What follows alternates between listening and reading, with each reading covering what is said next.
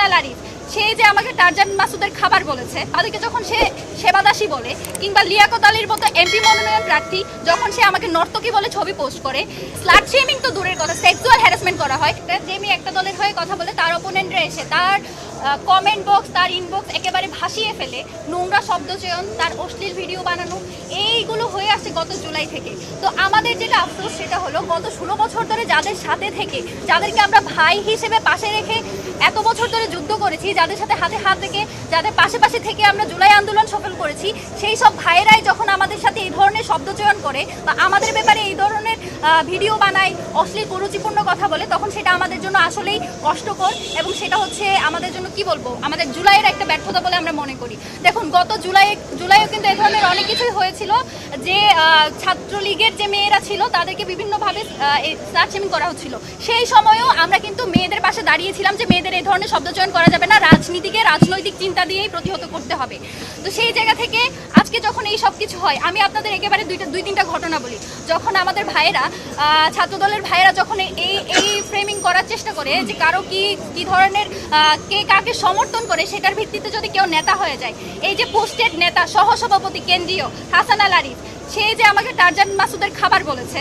Secondly আমাদের মনসুরা আপা, আমাদের গত 16 বছরের একেবারে সহযোদ্ধা, যাকে আমরা সংগ্রামী নেত্রী হিসেবে মানতাম, সে যখন আমাদের ছাত্রী সংস্থার যারা গত 16 বছর ধরে তাদের চেয়েও বেশি নির্যাতিত ছিল, তাদেরকে যখন সে সেবাদাসী বলে, কিংবা লিয়াকত আলীর মতো এমপি মনোনয়ন প্রার্থী যখন সে আমাকে নর্তকী বলে ছবি পোস্ট করে, হেমা চাকমার মতো বাম জোটের নেত্রী যখন হচ্ছে অশ্লীল শব্দচয়ন আমাকে উদ্দেশ্য করে, ব্রততী চক্রবর্তী মৌলি, আশিকুর রহমান রোহান, যারা হচ্ছে নোমান আহমেদ চৌধুরী স্বতন্ত্র শিক্ষার্থী জোটের যে প্রার্থী, তার হয়ে যারা পিআর করে, সেই বামপন্থী লোকেরা যখন এই ধরনের কথাগুলো বলে, তখন আসলে আমরা কারো প্রতিবাদ দেখতে পাই না। এই দ্বিচারিতা, এই ধরনের হচ্ছে সিলেক্টিভ প্রতিবাদ। যখন আমি প্রথমেই এই যে বিষয়টা ক্লিয়ার করিনি, ফাহমিদার সাথে যেটা হয়েছে, তাকে যে গণধর্ষণের হুমকি দেওয়া হয়েছে, একজন নারী হিসেবে, একজন শিক্ষার্থী হিসেবে, সর্বোপরি একজন মানুষ হিসেবে এর বিপক্ষে আমরা দাঁড়াই এবং আমরা বিশ্বাস করি এর হচ্ছে যথোপযুক্ত ব্যবস্থা নেওয়া প্রয়োজন। এবং আমাদের প্যানেল থেকে, ভাইদের ছাত্র শিবির থেকে সেটার বিরুদ্ধে হচ্ছে অ্যাকশন নেওয়ার জন্য প্রক্টর অফিসে লিখিত অভিযোগ দেওয়া হয়েছে। এবং আমি যতটুকু জানি ভাই সম্ভবত ফাহমিদাকে ওভার কলও করেছে তার ব্যাপারে যে কোনো সাহায্য লাগলে জানাতে।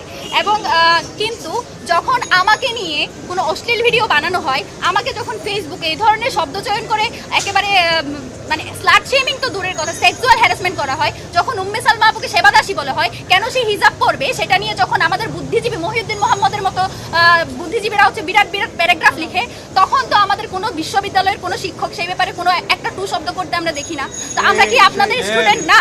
আমরা কি ঢাকা বিশ্ববিদ্যালয়ের স্টুডেন্ট না? তো আপনাদের এই যে সিলেক্টিভ এই যে প্রতিবাদ বলেন, আপনাদের এই যে দরদ, সেটা শুধুমাত্র এক পক্ষের জন্য কেন?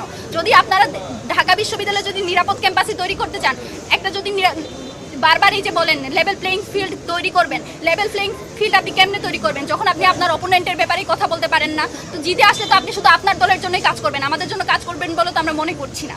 তো এই ব্যাপারগুলো আসলে অ্যাড্রেস করা জরুরি ছিল, কারণ যখন থেকে মনোনয়নপত্র কিনেছি আমার উপর দিয়ে অনেক কিছু গিয়েছে এবং সব কিছু সহ্য করে এই জায়গায় পড়ে থাকার একটাই কারণ, এই যে এই জায়গায় আসা, এটা হচ্ছে যেই জনগোষ্ঠীর যে স্টেকটা, যাদের টাকায়, যাদের পয়সায় আমরা এখানে ঢাকা বিশ্ববিদ্যালয়ে পড়াশোনা করি, সেই আসলে জনমানুষের স্টেকটা আসলে বাংলাদেশের ক্ষমতায় বলেন, বাংলাদেশের নেতৃত্বে বলেন, সেই শরিকানা নেই। তাদের সেই শরিকানা নিশ্চিত করার জন্য এই জায়গায় আমি দাঁড়িয়ে আছি শক্ত হয়ে। এবং যে মেয়েগুলো আসলে কথা বলতে পারে না, আমাদের মতো যারা হচ্ছে কোনো রাজনৈতিক দলের হয়তো সেই সাপোর্টটা পায় না, বা একেবারে ক্ষমতার কাছাকাছি থাকাদের সাথে তারা থাকে না, তারা যে কথা বলতে পারে না, সেই কথা বলাটা জরুরি বলে এই জায়গায় এখনো পর্যন্ত এত কিছু সহ্য করে বসে আছি, এত কিছু সহ্য করে শক্ত হয়ে আছি, যাতে আমার মতো 8-10 জন এই কথাটা বলার সাহস পাই, বা যারা বলতে পারে না তাদের হয়ে আমি কথাটা বলতে পারি। এবং এই কথাটা আমি বলে যাবো, সেটা যদি ফাহমিদার জন্য বলতে হয়, ফাহমিদা আমার অপোনেন্ট হোক, ফাহমিদা হচ্ছে আমার বিপরীত আইডিওলজির হোক, তার জন্য আমি কথা বলবো। আমি এক্সপেক্ট করব আমাদের যারা অপোনেন্ট আইডিওলজির আছে তারাও আমাদের জন্য কথা বলবে। অন্তত ইনসাফের স্বার্থে হলেও আপনারা এইটুকু কথা বলবেন যে অন্য একটা মেয়েকে নিজেদের জন্য যদি আগে বন্ধ করতে চান, অপরের জন্য কথা বলা শুরু করেন।